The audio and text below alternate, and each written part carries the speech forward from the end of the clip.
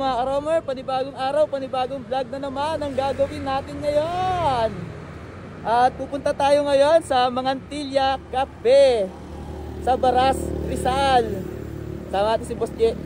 Na guys, let's go! Let's go!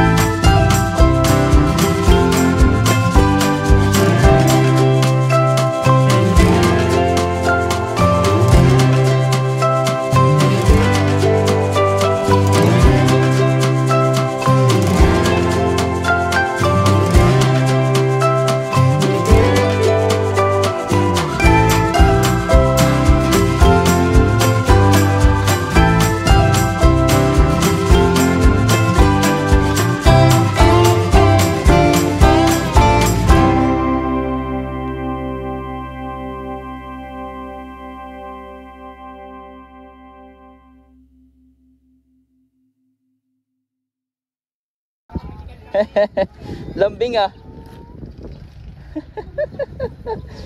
Lambing ng aso sa boss ah.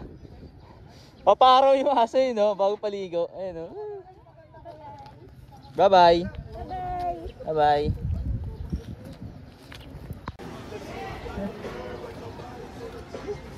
Dito kami nakapesto guys.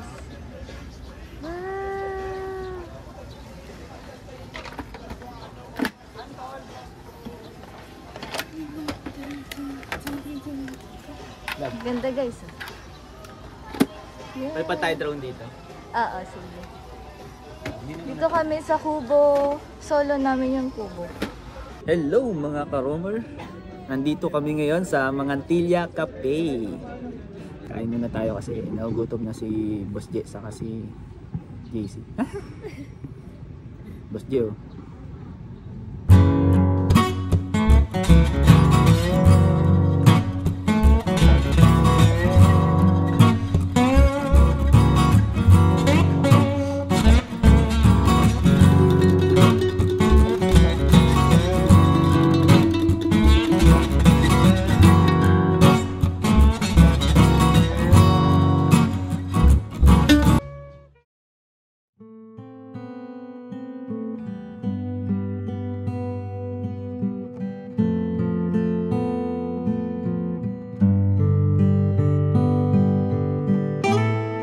Sarap sa feeling kapag laging panalo.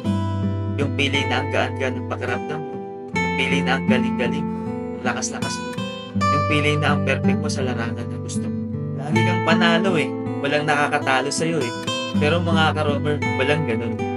Lahat tayo sa buhay hindi laging panalo. Hindi lahat naaayon sa gusto mo. Lahat tayo dapat dumanas ng pagkatalo.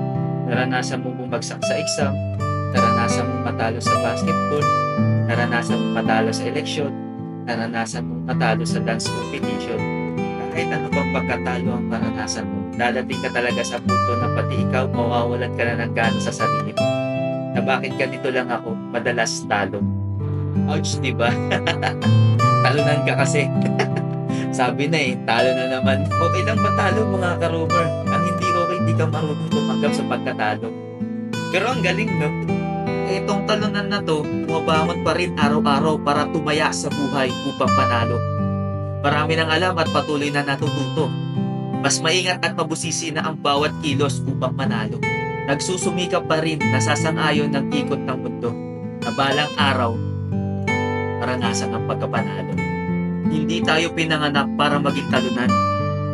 Pero nasa sayo pa rin yan. Patuloy na mangarap para manalo, tanggapin na lang ang maging talunan. Mamili ka.